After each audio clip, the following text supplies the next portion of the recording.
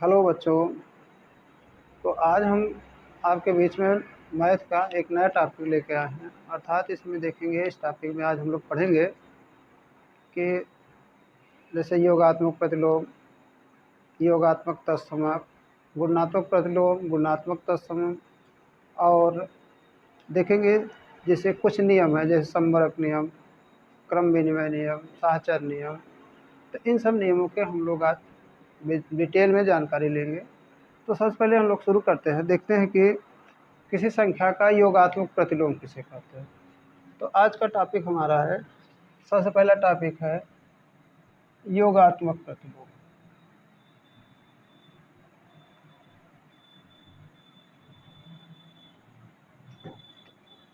अर्थात किसी संख्या का योगात्मक प्रतिलोम जिसको बोला जाता है एडिटिव इनवर्स। Additive inverse. तो किसी संख्या का योगात्मक प्रतिलोम किसे कहा जाता है? तो देखिए, योगात्मक प्रतिलोम मतलब किसी संख्या, प्रतिलोम का मतलब होता है उल्टा। उल्टा का मतलब जैसे आप लिखा जा रहा है, प्रतिलोम शब्द का मतलब होता है उल्टा। तो यहाँ योगात्मक प्रतिलोम का मतलब जैसे कोई संख्या दी गई है, मान लीजिए इस संख्या का योगात्मक प्रतिलोम, कोई संख्या दी गई है, उस संख्या का योगात्मक प्रतिलोम हमें ज्ञात करना है। तो ये नियम ये होता है, जैसे क्या करेंगे, जो संख्या दी गई है उस संख्या का परिमाण तो वही रहेगा परंतु चिन्ह बदल जाएगा। अर्थात आपके समझ ये होगा कि किसी संख्या का योगात्मक प्रतिलोम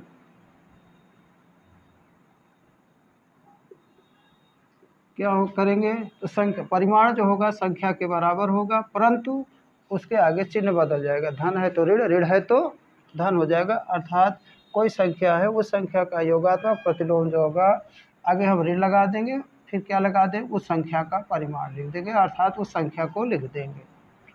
हर एग्जाम्पल जैसे देखा जाए, उदाहरण के तौर पर अगर कोई संख्या पॉजिटिव है, धनात्मक है, तो धनात्मक संख्या एक मान लीजिए पॉजिटिव संख्या है, धनात्मक संख्या है, तो धनात्मक संख्या का योगात्मक प्रतिलोम, धनात्मक संख्या का योगात्मक प्रतिलोम जो होगा वो आगे ऋण आ जाएगा और फिर वो संख्या लिख देगा, माइनस संख्या का मान, मतलब परिमाण वही रहेगा परंतु चिन्ह बदल जाएगा। फिर देखते हैं कि निगेटिव संख्या, अगर कोई संख्या उसके आगे ऋण लगा हुआ है, तो निगेटिव संख्या का योगात्मक प्रतिलोम जिसको बोला जाता है एडिटिव इनवर्स। तो योगात्मक प्रतिलोम, तो संख्या वही रहेगी परंतु चिन्ह बदल जाए। जैसे निगेटिव का क्या आएगा, पॉजिटिव में, और पॉजिटिव का निगेटिव में आएगा। तो यहाँ हम लिख देंगे संख्या, मतलब जो संख्या दी जा रही है उसी के आगे अगर धन वाली है तो ऋण में आएगा, ऋण वाली है तो धन में आएगा। तो देखिए, जैसे आप समझो, ऋण 5 का योगात्मक प्रतिलोम, तो ऋण 5 का योगात्मक जो प्रतिलोम होगा वो धन 5 होगा, अर्थात परिमाण वही रहेगा परंतु चिन्ह बदल जाएगा। और अगर कहीं लिख दिया जाए धन 5 का योगात्मक प्रतिलोम, तो धन 5 का योगात्मक प्रतिलोम जो होगा वो -5 होगा। तो प्रतिलोम में क्या होगा, चिन्ह बदल जाता है, सीधा सीधा आप ये समझो कि जो योगात्मक प्रतिलोम होगा परिमाण वही होगा परंतु चिन्ह बदल जाएगा, तो उस संख्या को बोला जाता है योगात्मक प्रतिलोम।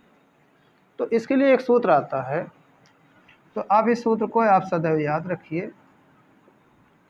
कोई संख्या है और प्लस संख्या का योगात्मक प्रतिलोम, संख्या का योगात्मक प्रतिलोम, आप ये समझने का प्रयास, संख्या और संख्या का योगात्मक प्रतिलोम यदि दोनों को जोड़ दिया जाए तो उसका मान जो आएगा सदैव 0 आएगा, जिसको बोला जाता है योगात्मक तत्समक। योगात्मक तत्समक जिसको कहा जाता है। बात को फिर से समझिए कि अगर कोई संख्या दी गई है, उस संख्या का संख्या को और संख्या के योगात्मक प्रतिलोम को दोनों को जोड़ा जाए तो जो योगफल आएगा वो 0 के बराबर आना चाहिए। इसीलिए 0 को बोला जाता है योगात्मक तत्समक।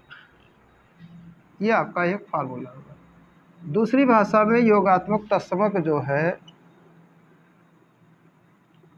तत्समक, इसको बोला जाता है एडिटिव इन आइडेंटिटी बोला जाता है। योगात्मक तत्समक एडिटिव आइडेंटिटी।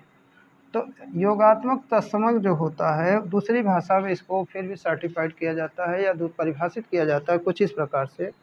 यदि कोई संख्या दी गई है और संख्या में योगात्मक तत्समक, योगात्मक तत्समक को अगर जोड़ा जाए, जो कोई संख्या दी गई है उस संख्या में योगात्मक तत्समक को जोड़ दो, तो जोड़ने के बाद संख्या का परिमाण नहीं बदलना चाहिए। कहने का मतलब कोई संख्या दी गई है, चाहे वो धन वाली हो या ऋण वाली हो, कोई भी हो, उसमें अगर यदि आप 0 को जोड़ेंगे, मतलब योगात्मक तत्समक उसको कहा जाता है, अगर उसमें मतलब जोड़ा जाए, जोड़ने के बाद परिमाण नहीं बदलना चाहिए, तो वो संख्या के बराबर आना चाहिए। संख्या के बराबर आना चाहिए, तो उसी को बोला जाता है योगात्मक तत्समक। जैसे 5 है, 5 में अगर हम 0 को जोड़ रहे हैं तो 5 आ रहा है। संख्या यहाँ देखिए 5 में 5 को जोड़ा जा रहा है तो परिमाण कितना आ रहा है, रिजल्टेंट जो हमारा मिल रहा है वो 5 आ रहा है। अर्थात रिजल्टेंट नहीं बदल रहा, संख्या का मान नहीं बदला, जिसमें हमने जोड़ा था वही हमको प्राप्त हो रहा है। इसीलिए इसको बोला जाता है योगात्मक। शून्य को बोला जाता है योगात्मक तत्समक।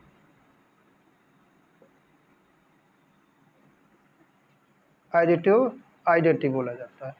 तो और उदाहरण ले लो, जैसे अगर 15 है, 15 में 0 को जोड़ेंगे तब पर भी इसका परिमाण जो आएगा 15 ही आएगा।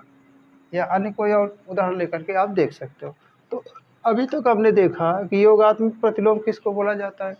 योगात्मक प्रतिलोम उसको बोला जाता है, उस संख्याओं को बोला जाता है कि अगर कोई संख्या है, कोई संख्या है, उसका परिमाण तो वही रहेगा परंतु चिन्ह बदल जाएगा। धन वाले ऋण, ऋण वाला धन हो जाएगा। उन संख्याओं को बोला जाता है योगात्मक तत्समक। आप ये कह सकते हैं संख्या और संख्या का योगात्मक तत्समक का योगफल सदैव 0 के बराबर होना चाहिए। तो ये हमारा रूल हुआ। अब जैसे देखा जाए यहाँ पर 5 है, तो ऋण 5 का योगात्मक तत्समक कितना आ रहा है, योगात्मक प्रतिलोम जो आ रहा है आपका धन 5 आ रहा है। तो अगर इस फार्मूले की सहायता से देखा जाए, ऋण 5 और प्लस 5 दोनों को जोड़ा जाए, भाई देखिए ये ऋण 5 हुआ गया, संख्या हो गई, संख्या का योगात्मक प्रतिलोम कितना आ रहा है 5। इन दोनों को जोड़ेंगे तो योगफल 0 के बराबर आएगा कि नहीं, क्योंकि 5 5 कट जाएगा और 0 आ जाएगा। तो ये फार्मूला हमारा क्या है जी, संख्या और संख्या का योगात्मक प्रतिलोम का योगफल जो होगा सदैव 0 के बराबर आएगा। अब हम देखते हैं कि गुणात्मक प्रतिलोम या गुणात्मक तत्समक किसे कहा जाता है। तो अगला टॉपिक हमारा है यहाँ पर गुणात्मक प्रतिलोम। देखिए अब हमारा टॉपिक है गुणात्मक प्रतिलोम एवं गुणात्मक तत्समक। गुणात्मक प्रतिलोम मतलब इसको बोला जाता है मल्टीपल इनवर्स, और इसको बोलते हैं मल्टीपल आइडेंटिटी। तो अब देखा जाए किसी संख्या का गुणात्मक प्रतिलोम क्या होगा। किसी संख्या को मान लीजिए ये संख्या दी गई है, तो संख्या का जो गुणात्मक प्रतिलोम होगा, संख्या का गुणात्मक प्रतिलोम जो लिखा जाता है 1 संख्या का मान, उलट दो, मतलब 1 संख्या को लिख दिया जाता है। जैसे 5 का गुणात्मक प्रतिलोम, 5 का गुणात्मक प्रतिलोम जो होगा 1/5 होगा। जैसे 10 का गुणात्मक प्रतिलोम जो होगा 1/10 होगा। जैसे 1002 का गुणात्मक प्रतिलोम 1/1002 होगा। तो इस तरीके से आप लिख सकते हो संख्या संख्या जो दी गई और संख्या का गुणात्मक प्रतिलोम।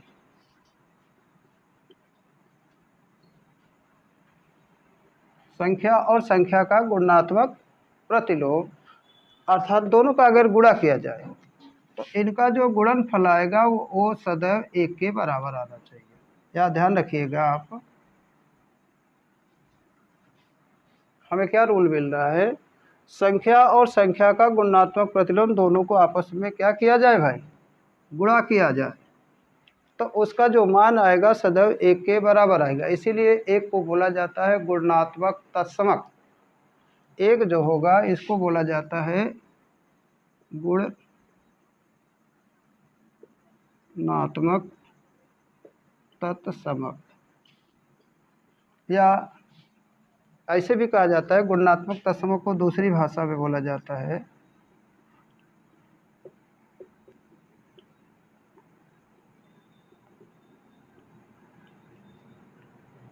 मल्टीपल आइडेंटिटी को बोला जाता है अगर कोई संख्या दी गई है। थोड़ा ध्यान रखिए, गुणात्मक तत्समक कोई संख्या दी गई है, उस संख्या में यदि हम 1 का गुणा कर रहे हैं, क्या कर रहे हैं, 1 का गुणा कर रहे हैं, तो संख्या का मान अपरिवर्तित है, संख्या के मान के बराबर है। इसको इस तरीके से भी परिभाषित किया जाता है। यदि संख्या है, संख्या में 1 का गुणा किया जाए, कोई संख्या है उस संख्या में आपने क्या किया, 1 का गुणा किया तो संख्या के बराबर है, अर्थात संख्या का मान नहीं बदल रहा है। तो ऐसी स्थिति में हम 1 को गुणात्मक अर्थात आपका जो गुणात्मक तत्समक होता है, गुणात्मक तत्समक, तो गुणात्मक तत्समक जो होगा 1 बोला जाता है। तो यहाँ पर हम कुछ और उदाहरण दे रहे हैं, आपको ध्यान में रखे रहिएगा। जैसे आप कह सकते हो कि 50 का गुणात्मक प्रतिलोम, 50 का गुणात्मक प्रतिलोम क्या होगा, तो 50 का गुणात्मक प्रतिलोम होगा 1/50 होगा। अब फिर पूछा जा सकता है कि 50 का गुणात्मक तत्समक, 50 का गुणात्मक तत्समक, तो किसी भी संख्या का जो गुणात्मक तत्समक होता है वो क्या होता है जी, 1। किसी भी संख्या का जो गुणात्मक तत्समक क्या होता है, 1 होगा। तो आगे हम देखते हैं, इसके बाद आ जाता है और आगे के टॉपिक में देखेंगे कि कुछ नियम हैं। कुछ नियम में जैसे आ जाते हैं आपके, देखिए कि वितरण नियम, सहचर नियम। तो इन सब नियमों में सबसे पहले हम चर्चा करते हैं समवर्ग नियम। समवर्ग नियम किसे कहते हैं, समवर्ग नियम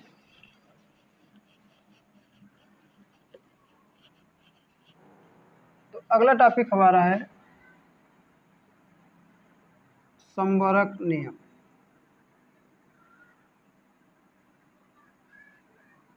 समवर्ग नियम जिसको बोला जाता है क्लोजर प्रॉपर्टी, अर्थात इसको बोलते हैं क्लोजर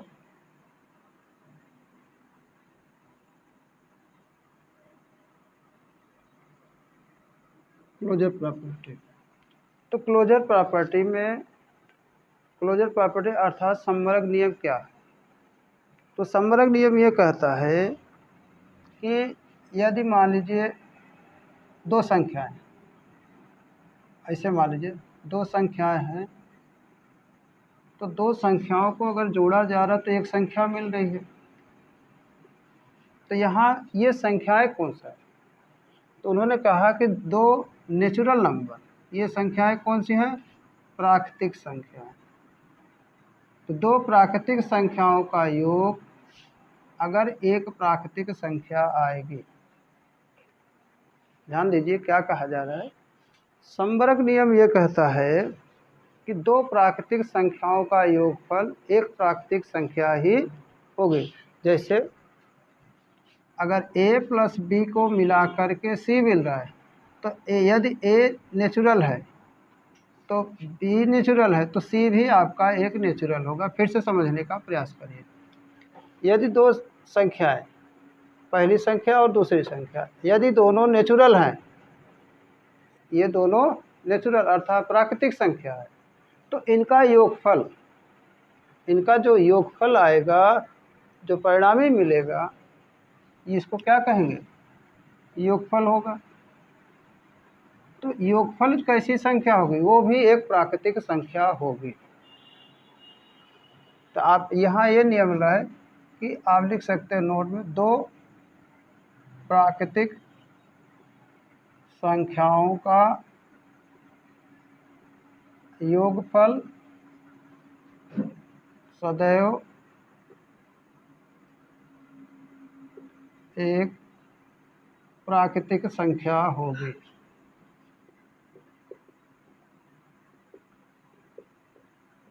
फिर से समझने का प्रयास करें कि दो प्राकृतिक संख्याओं का योगफल सदैव एक प्राकृतिक संख्या होगी।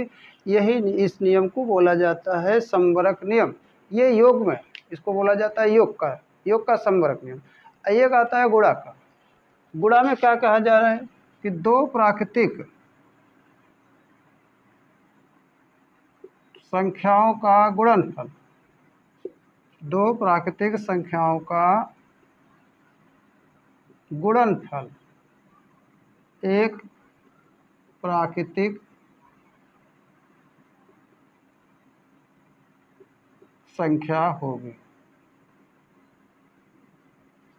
फिर से समझने का प्रयास करिए, क्या कहा जा रहा है? दो प्राकृतिक संख्याओं का गुणनफल एक प्राकृतिक, मतलब सदैव, क्या लिख सकते हो? सदैव लिख सकते हो। सदैव एक प्राकृतिक संख्या होगी। कहने का मतलब ये है, यदि एक संख्या, पहली संख्या ये है, ये एक नेचुरल नंबर है, इसमें दूसरी संख्या है, वो भी एक नेचुरल नंबर है, तो इनका जो गुणनफल मिलेगा, गुणनफल जो होगा वो भी एक प्राकृतिक संख्या होगी। जैसे यदि ए और बी दो नेचुरल नंबर है, कैसी संख्या है? नेचुरल नंबर है, तो इनका गुणनफल जो आएगा, मान लीजिए सी, तो सी भी एक क्या होगा? नेचुरल नंबर होगा, प्राकृतिक संख्या होगा। ये संवरक नियम, क्लोजर, मतलब ये कहाँ पर लगता है? दो जगह लगता है, एक योग पर लगता है, एक गुणनफल। तो यहाँ पर आपके देखिए संवरक नियम दो हो जाते हैं, एक आता है योग पर, एक दूसरा होता है गुणनफल। तो योग का क्या नियम है कि मान लीजिए ए और बी दोनों नेचुरल नंबर हैं, ए प्लस बी, ये भी, ए भी नेचुरल है, बी भी नेचुरल है, तो इनका जो परिणामी होगा सी भी नेचुरल होगा। जैसे फॉर एग्जांपल, जैसे 5 में अगर 6 को जोड़ा जा रहा है तो इनका योगफल कितना रहा? 11। तो 5 भी एक प्राकृतिक संख्या है, 6 भी एक प्राकृतिक संख्या है, तो 11 भी एक प्राकृतिक संख्या होगी। समझ में आई बात? अब आगे देखते हैं, जैसे गुणन में, यदि ए क्रॉस ए गुणते बी बराबर सी, अर्थात ए भी एक नेचुरल नंबर है, बी भी एक नेचुरल नंबर है और सी भी एक नेचुरल नंबर है, प्राकृतिक संख्या है, तो इनका जो गुणनफल होगा वो भी क्या होगा? यदि ए और बी का गुणा किया जा रहा है तो इनका गुणनफल सी आ रहा, तो यदि ए नेचुरल है, बी नेचुरल है, तो सी भी नेचुरल होगा। अब इसको उदाहरण से पहले समझो। तो उदाहरण देखते हैं। उदाहरण में क्या होगा? जैसे मान के लिए 5 है और 6 का गुणा करेंगे तो 6 पंचे 30, तो 5 और 6 देखिए ये नेचुरल नंबर है, 5 और 6 नेचुरल नंबर है, तो 30 भी जो होगा और नेचुरल नंबर, आप लोग जानते होंगे नेचुरल मतलब प्राकृतिक संख्या। तो प्राकृतिक संख्या जिनको हम बोलते हैं गिनती वाली संख्या, गिनती वाली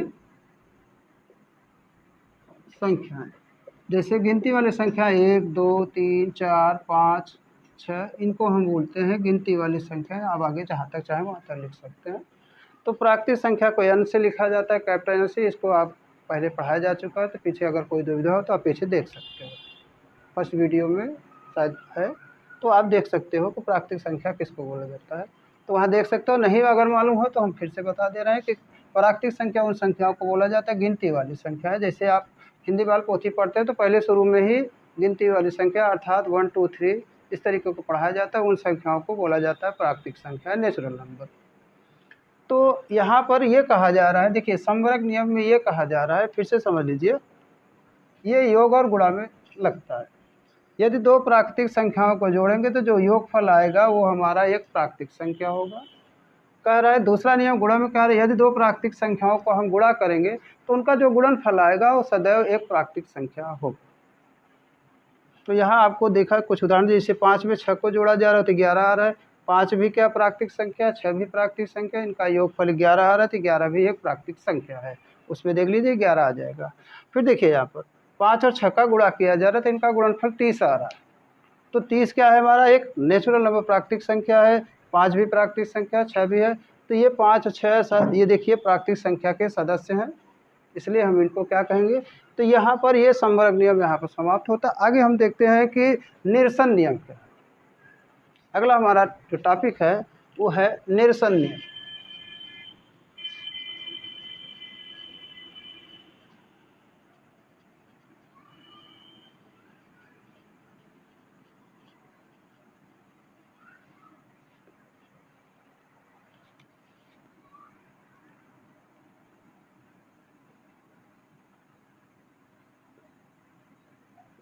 इसको बोला जाता है एलिमिनेशन, एलिमिनेशन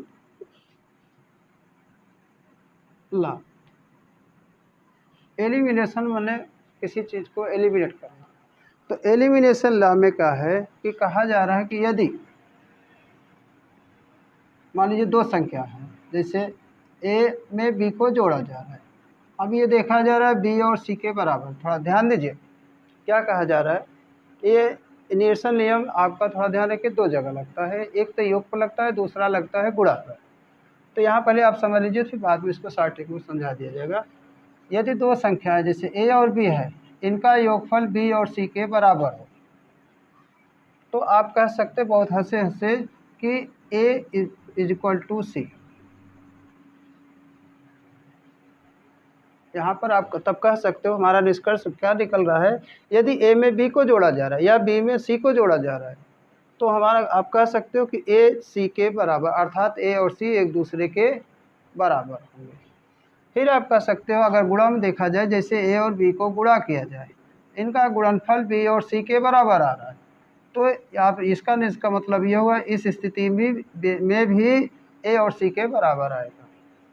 तो यहाँ निरसन नियम दो होता है, एक पर लगता है योग पर, दूसरा लगता है गुणन पर। तो योग में क्या हुआ, यदि ए प्लस बी बराबर बी प्लस सी, तब आप भी कहेंगे कि ए बराबर सी होगा। आगे फिर कह सकते हो यहाँ पर यदि ए गुणते बी बराबर बी गुणते सी, तब आप कहेंगे कि ए इज इक्वल टू सी।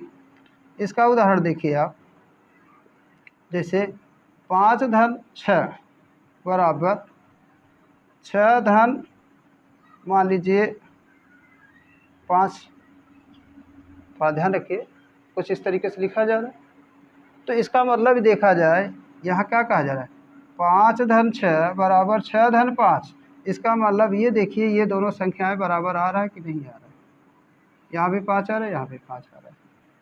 चाहे 5 में 6 को जोड़ो, चाहे 6 में 5 को जोड़ो, बात को समझिए।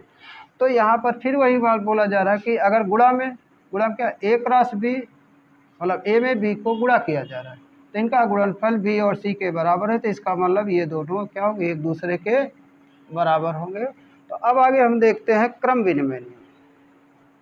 आगे हमारा नियम है क्रम विनिमय नियम, कम्यूटेटिव लॉ।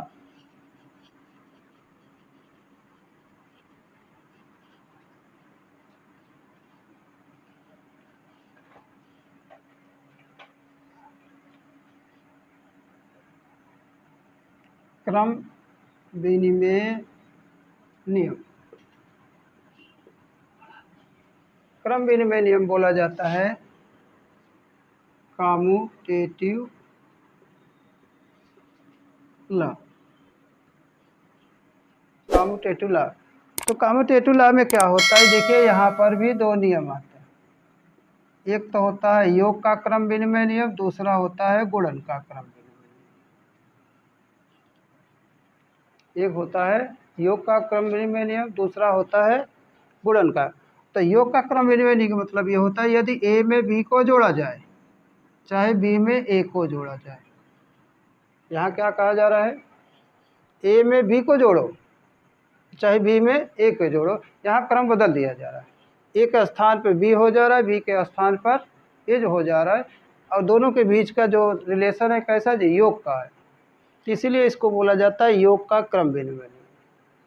अब गुणन का क्रम विनिमय नियम क्या है, यदि ए का बी में गुणा किया जाए, चाहे बी में ए का गुणा किया जाए।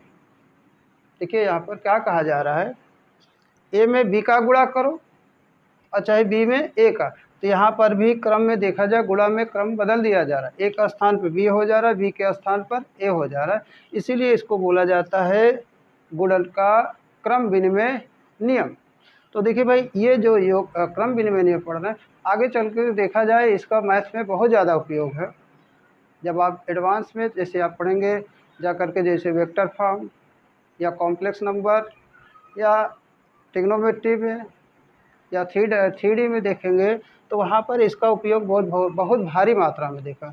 सबसे ज़्यादा वहाँ पर देखना पड़ता है जहाँ पर वेक्टर जिसको बोला जाता है सदिश गुणन, और जब अदिश गुणन पढ़ाया जाता है तो वहाँ पर इसका प्रयोग देखा जाता है, बहुत ज़्यादा महत्व रखता है। तो आगे फिर हम समझेंगे यहाँ पर, अभी तो आप अंकगणित पढ़ रहे हो। तो यहाँ पर देखिए, जैसे 5 में चाहे 6 को जोड़े और चाहे 6 में 5 को जोड़े, या देखिए चाहे 7 में 8 को जोड़े, चाहे 8 में 7 को जोड़े। या अगला उदाहरण हो सकता है जैसे 1000 में 500 को जोड़े और चाहे 500 में 1000 को जोड़े। तो ये इसको बोला जाता है क्रम विनिमय। देखिए दोनों पक्षों का मान सदैव बराबर है, जैसे 6 5 11, 6 5 11, 8 7 15, 8 7 15। तो देखिए दोनों पक्षों का मान बदल रहे हैं। जैसे 1500 को जोड़ेंगे तो योगफल इधर कितना आ रहा है, 1500, इधर भी 500 में 1000 जोड़ेंगे तो 1500 आ रहा है, दोनों पक्षों का मान बराबर आ रहा है।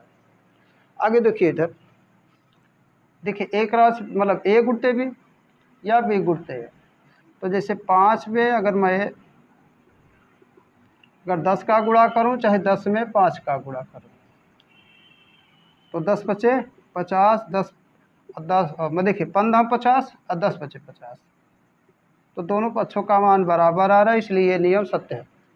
आगे दूसरा उदाहरण दे सकते हो आप, जैसे 6 गुणते 7 या 7 गुणते 6, तो 7 42, 7 42।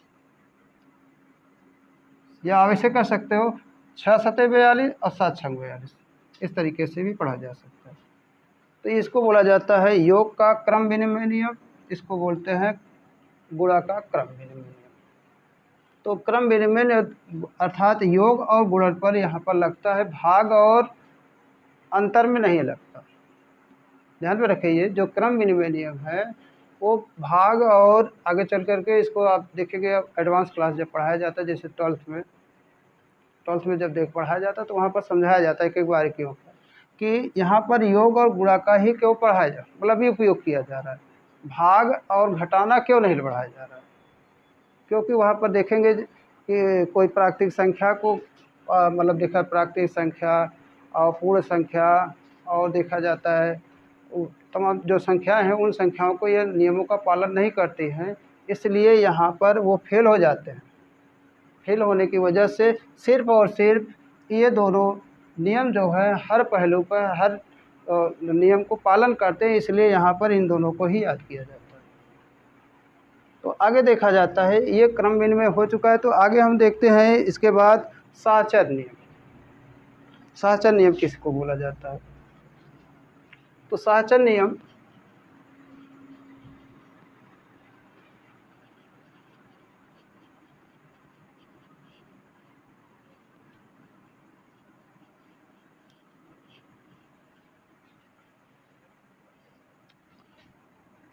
तो यार कलम दो दूसरा भाई।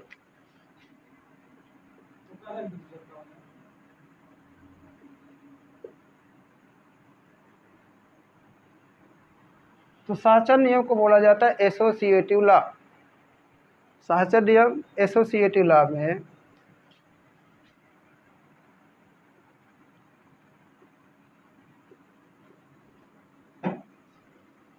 एसोसिएटिव लॉ, एसोसिएटिव लॉ में देखिए क्या है कि या एसोसिएटिव बोलो या इसको कह सकते हैं एसोसिएट, आप ऐसे भी कह सकते हैं एसोसिएट लॉ, ऐसे करेंगे ज़्यादा से मतलब साहचर्य नियम एसोसिएट लॉ। ध्यान में रखिए क्या क्या कहा जा रहा है, साहचर्य नियम एसोसिएट लॉ। तो साहचर्य नियम क्या है भाई, साहचर्य नियम में ये कहा जाता है, मान लीजिए तीन संख्या है, जैसे ए है पहली, दूसरी बी है, तीसरी क्या है जी सी। तो साहचर्य नियम भी दो जगह यूज होता है, एक तो गुणा का आता है, एक आता है योग का, मतलब एक योग पर लगेगा, एक कहाँ लगेगा जी गुणा पर। तो पहले योग पर तो पहले ध्यान दो, यदि ए और बी और सी तीन संख्याएं, तीनों को जोड़ा जा रहा है, तो आप जोड़ने से पहले ये सोचिए थोड़ा सा कि आपके दिमाग में दो तरीके की बात आती है, थोड़ा ध्यान देंगे। दो हो सकता है आप इन दोनों को पहले जोड़ दो, आप इन दोनों को पहले जोड़िए फिर इनको जोड़िए। तो यह मतलब यहाँ प्राथमिकता क्या दी गई, ए और बी को पहले जोड़ा जा रहा है, फिर उसके जो योगफल आ रहा है फिर उसमें सी को जोड़ा जा रहा है। तो इधर क्या किया भाई, अगला आदमी देखा जाए क्या कह रहा है, नहीं भाई पहले बी और सी को जोड़ो, बी और सी को जोड़ो तब ए को जोड़ो, क्या ये दोनों मान बराबर आएंगे। तो साहचर्य ने कहा नहीं, हाँ भाई ये चाहिए, आप इन दोनों को जोड़ो पहले, चाहे इन दोनों को जोड़ो फिर इसको जोड़ो, तो हर स्थिति में क्या होगा, मान बराबर आएगा, हर स्थिति में मान बराबर आएगा। तो यहाँ इस नियम को ही बोला जाता है एसोसिएटिव लॉ। तो इसका उदाहरण देखो, जैसे 5 धन 6 धन 7 है मान लो, तो यदि मान लीजिए पहले आपने यहाँ पर 6 और 7 को जोड़ लिया, नहीं अगर आपको संतुष्ट हो तो आप क्या करिए, 5 और 6 को जोड़ डालिए, ठीक। तो 5 और 6 को जोड़िए, देखिए इधर भी वही संख्याएं, सेम वही संख्याएं हैं, 5 धन 6 धन 7। तो इन्होंने क्या किया, पहले इन दोनों को जोड़ा, तो 6 5 11 धन 7। अब इन दोनों को जोड़ो तो 11 7 18 आ रहा है। इधर देखिए क्या हो रहा है, ये कह रहा है कि नहीं भाई पहले हम इन दोनों को जोड़ेंगे, तो 6 5 11, 5 तो अकेले रह जाएगा 11, और सॉरी यहाँ पर देखिए 7 6 13 होगा यार, 7 6 13, और 13 और 5 कितना हो जाएगा जी 18। तो देखिए दोनों स्थितियों में मान क्या आ रहा है जी, बराबर आ रहा है कि नहीं आ रहा है। तो आप कह सकते हो इसी नियम को बोला जाता है साहचर्य नियम, इसको बोलते हैं योग का साहचर्य नियम। इसे क्या बोला जाता है, योग का साहचर्य नियम। तो ये आपका आ गया योग का। अब देखिए गुणा पे क्या कहा जा रहा है, गुणा में यही बात फिर आ रही है, तीन संख्याएं हैं, जैसे ए गुणते बी गुणते सी, यहाँ पर भी दो पक्ष बना लो, ए गुणते बी गुणते सी, कुछ इस प्रकार से बना लो। आगे देखिए यहाँ पर कि ये इस तरफ वाला कारक भाई इन दोनों का मैं पहले गुणा करूँगा, फिर जो गुणा आएगा तब इसमें गुणा करेंगे। मतलब ध्यान रखिए क्या कह रहा है कि ए और बी को पहले हम गुणा करते हैं, जो गुणनफल मिलेगा उस गुणनफल में हम सी का गुणा करेंगे। तो ये कह रहा है नहीं भाई हम यहाँ से शुरुआत करेंगे, पहले हम बी और सी का गुणा करेंगे तब ए का गुणा करेंगे। तो क्या इनका गुणनफल बराबर होगा, हाँ बराबर होगा। तो इसी को बोला जाता है गुण, मतलब गुणा का साहचर्य का, मतलब गुणन का साहचर्य बोला जाता है। तो आप इसको थोड़ा अगर शॉर्ट रूप में लिखना चाहें तो साहचर्य नियम जो होता है दो प्रकार का होगा।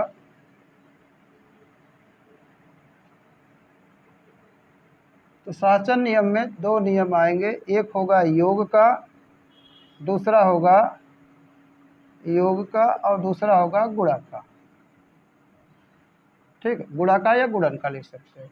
तो योग का क्या होगा, यदि a प्लस बी प्लस सी, ऐसे लिख लीजिए, चाहे छोटे में लिख लो या बड़ा में। तो यहाँ पहले हम b प्लस सी को जोड़ें तब a के बराबर आ रहा है, तो इसको आप लिख सकते हो a प्लस बी प्लस सी के बराबर लिख सकते हो। तो इसको बोलते हैं योग का सहचर नियम। अब यहाँ पर देखा जाए इसमें क्या होगा, यदि a गुणते b गुणते c है बराबर a गुणते b गुणते c, इस तरीके से है। तो आप इसको ऐसे भी दर्शा सकते हो क्या, कि यदि मान लीजिए मैं इन दोनों को पहले गुणा करूँगा तो इधर वाला करा नहीं, इन दोनों को पहले गुणा करता हूँ, तो इसको बोला जाता है गुणा का सहचर। ठीक, तो आगे हम देखते हैं यहाँ पर अगला टॉपिक क्या है हमारा, कि एक शब्द आता है जिसको बोला जाता है वितरण नियम, डिस्ट्रीब्यूटर लॉ। ये भी बहुत ही इंपॉर्टेंट, बहुत ही गणित में ये मान के चलो बहुत ही प्रसिद्ध फार्मूला है, बहुत ही अच्छा नियम है, बहुत हर जगह लगाया जाता है। जब हम क्वेश्चन को हल करते हैं तो हल करते समय ये नियम को लगाते हैं, परंतु कहीं कहीं गलती कर जाते हैं। तो देखिए ये क्या है, क्या तो अगला नियम हमारा है वितरण नियम, डिस्ट्रीब्यूटर लॉ, वितरण नियम। आगे देखेंगे।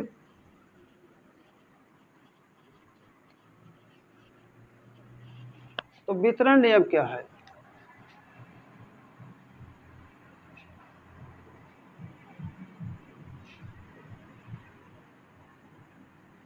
वितरण नियम को बोला जाता है डिस्ट्रीब्यूशन, इसको बोला जाता है डिस्ट्रीब्यूशन लॉ। डिस्ट्रीब्यूशन लॉ क्या है, कि कह रहा है कि यदि मान लीजिए कोई एक संख्या a है, यहाँ पर क्या किया जा रहा है, ये b प्लस सी, ऐसे थोड़ा ध्यान रखे रहिए, इसके बराबर क्या लिख सकते हैं, इसे समझने का प्रयास करें। जैसे a है, यहाँ एक कोष्टक में b प्लस सी है, तो इसके बराबर आप लिख सकते हो, यहाँ अगर कोष्टक खोला जाए तो ये जो है इसके भी साथ भाग जाता है, इसके भी साथ भाग जाता है, मतलब यहाँ आगे लिख सकते हो a गुणते b प्लस लिख सकते हैं a गुणते c। तो इसी नियम को बोला जाता है वितरण नियम, डिस्ट्रीब्यूशन लॉ। जैसे आप सब कभी क्वेश्चन को हल करते हो तो यहाँ अगर 5 धन 6 लिखा हो, यहाँ 4 लिखा हो, तो आप यहाँ बड़ी आसानी से कर सकते हो। जब ये कोष्टक खुलेगा तो क्या होगा, ये इन दोनों का गुणनफल हो जाएगा, अर्थात 4 गुणते 5 लिखेंगे, फिर प्लस ये 4 का गुणा इसके साथ भाग जाएगा, तो 4 गुणते 6। तो अगर देखिए इनको हल करिए तो 6 5 11, एक तरीका तो यही हो गया। तो 11 चौक 44 हो गया। इधर देखिए 4 पंचे 20, 4 छंग 24, फिर इन दोनों को जोड़ दीजिए 44।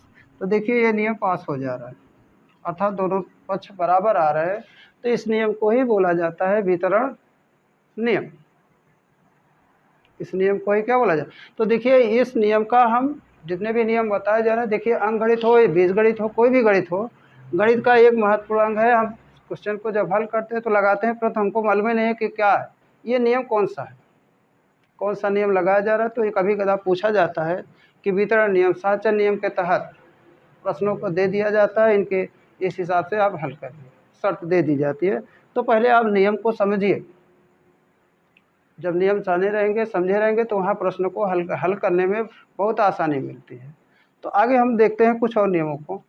अब आगे हम देखते हैं कि किसी संख्या का निरपेक्ष मान, निरपेक्ष मान या उसको बोले आप कह सकते हैं मॉडुलस, मॉडुलस।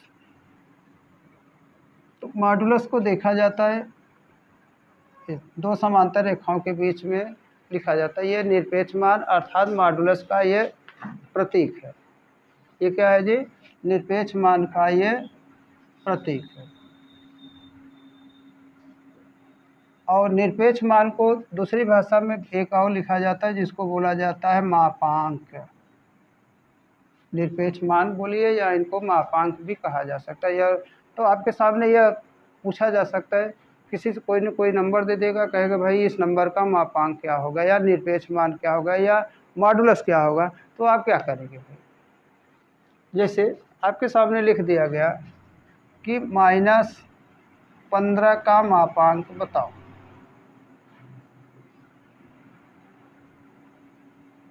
तो आप क्या करेंगे बताओ? या आपसे ऐसे भी कहा जा सकता है +15 का मापांक,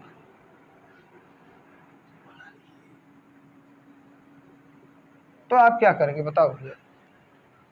तो यहाँ पर कहा जा रहा है कि -15 का मापांक या +15 का मापांक क्या होगा। तो आप देखिए, इसको ऐसे भी लिख सकते हो, इसका जो सलूशन होगा आपको कुछ इस तरीके, चाहे धन वाली संख्या हो या ऋण वाली संख्या हो, तो इसका नियम ये होता है कि कोई भी यदि संख्या दी जा रही, चाहे प्लस हो, जैसे मान लीजिए अगर एक संख्या दी गई और वो पॉजिटिव वाली संख्या है, किस तरीके की संख्या है, पॉजिटिव संख्या हो या निगेटिव संख्या हो, ध्यान में रखिएगा, आपकी संख्या दोनों तरफ से हो सकती है, या तो पॉजिटिव होगी या तो निगेटिव हो सकता है। तो अगर इसका मैं मापांक लूँ, इसका मापांक लूँ का मतलब आप इसको लिखेंगे दो समांतर रेखाओं के बीच में, इसको बोला जाता है मापांक या निरपेक्ष मान या मॉडुलस बोला जाता है। तो यहाँ आप लिख सकते हो संख्या। अब ये संख्या आपका प्लस भी हो सकती है या माइनस भी हो सकता है। जब ये दोनों चिन्ह हटेंगे तो यहाँ से ये दोनों चिन्ह गायब हो जाएंगे, मतलब सिर्फ और सिर्फ यहाँ जो उत्तर होगा, आपका जो मान आएगा, वो मान जो होगी मान लीजिए संख्या के परिमाण के बराबर होगी। तो क्या होगा, ये सदैव का सदैव क्या होगा, पॉजिटिव आएगा। सदैव कैसा होगा जी, धनात्मक होगा।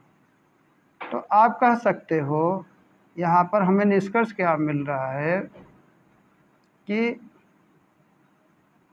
किसी संख्या का मापांक या निरपेक्ष मान सदैव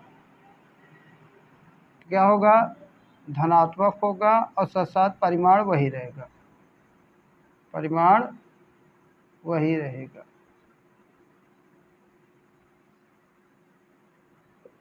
परिमाण वही रहेगा, प्लस क्या होगा, चिन्ह क्या आएगा आपका, सदैव प्लस के साथ आएगा। अब जैसे यहाँ देखिए 15 है, 15 का मापांक निकालेंगे तो आप इसको लिखे पढ़ेंगे मॉड ऑफ -15 बराबर आप लिखेंगे 15, या चाहे आप धन लगाओ या न लगाओ, परंतु अगर 15 लिख रहे हैं तो प्लस माना जाएगा। अब यहाँ देखिए +15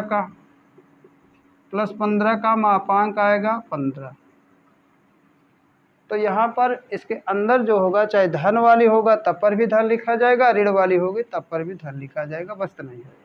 यहाँ चिन्ह जो है, यहाँ पर क्या लिखा जा रहा है कि परिमाण का मतलब ये होता है, जैसे आप थोड़ा सा ध्यान दो, आगे चल करके इस मैथ का बहुत ज़्यादा यूज है, जैसे ट्रिग्नोमेट्री हुआ, 3D हुआ, वेक्टर हुआ और कैलकुलस हुआ, इन सब में देखा जाता है ये मापांक का हर जगह मिलेगा आपको, हर एक मैथ में मिलेगा।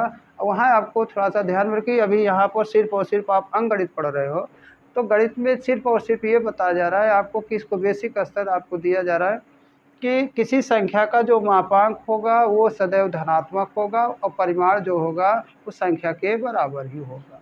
तो आप लिख सकते हो यहाँ पर, अर्थात कोई संख्या है और उस संख्या चाहे प्लस हो चाहे माइनस हो, मान लीजिए एक संख्या ए है, तो इसका जो मॉडुलस होगा वो ए के बराबर आएगा, ये इसका नियम है। चाहे संख्या जो है क्या है जी, ये अगर मान लीजिए कोई संख्या ए है, ये चाहे धन हो चाहे ऋण हो, प्लस में भी आ सकते हैं माइनस में भी आ सकता है, अगर इसका मॉडुलस लिया जाए तो उसका मान किसके बराबर आएगा, ए के बराबर आएगा। तो अगर इसको देखा जाए जैसे मॉडुलस का मतलब मापांक का मतलब ये हुआ, जैसे आप थोड़ा सा दिशा में थोड़ा ध्यान दो, आपके सामने हो सकता है समझ में आ जाए। मान लीजिए नक्शा है ईस्ट वेस्ट नॉर्थ साउथ, अब मान लीजिए दो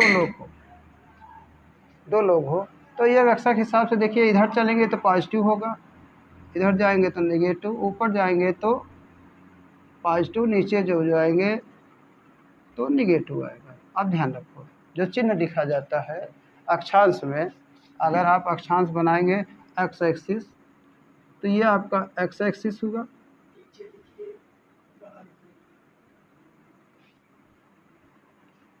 इधर मिटा दो यार,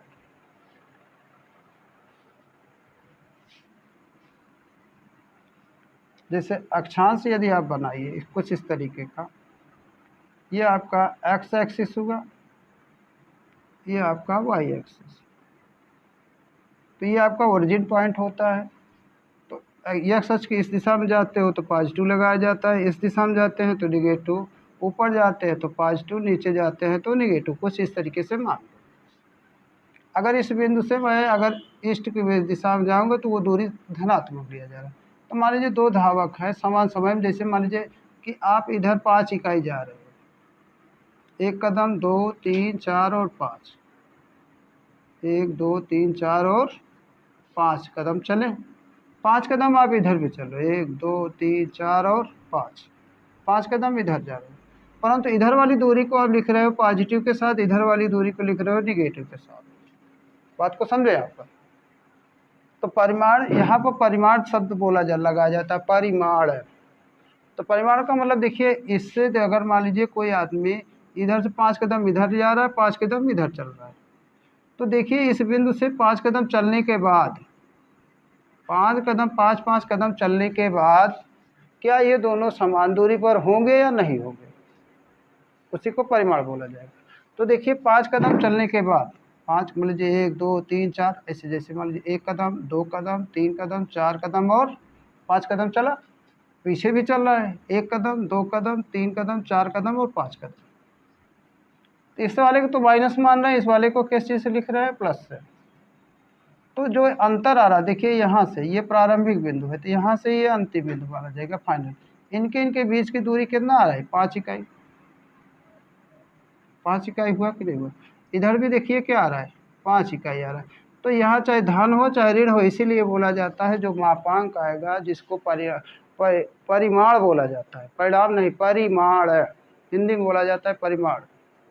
तो जो परिमाण होगा वो क्या होगा, चाहे धन हो चाहे ऋण हो, तो उसका मान सदैव किसके बराबर लिखा जाता है, प्लस के बराबर लिखा जाता है। तो ध्यान रखिए, इसका बेसिक रूल यही है कि चाहे धन वाला हो चाहे ऋण वाला हो, उसका जो रिजल्टेंट आएगा वो क्या आएगा, सिर्फ और सिर्फ उसके परिमाण के बराबर आएगा। तो आगे हम कुछ देखा जाए, अगर इसका चाहे उदाहरण और देख सकते हो। तो फिलहाल आज हम यही तक अपना क्लास समाप्त करते हैं, आगे फिर कुछ और लेके आपके सामने हाजिर होंगे। अब इसके बाद आपको बहुत अच्छे अच्छे टॉपिक मिलेंगे, जैसे देखा जा रहा है कि गुणनखंड का फार्मूला, जैसे आप देखते हो ए प्लस बी का होल स्क्वायर या ए माइनस बी का होल स्क्वायर, इसका आपका यूजेज बताया जाएगा, यूजेज बताएगा इससे जो है सॉर्टिंग जो बनती है, जैसे वर्गमूल का, घन का, घनमूल का, या देखा जाता है तमाम प्रकार के आपको मतलब प्रश्न दे दिए जाते हैं, उनको बड़ी आसानी से आप हल कर सकते हो। तो अगले टॉपिक में मतलब अगला जो लेक्चर होगा इसी के विषय में होगा। तो जय हिंद आज के लिए।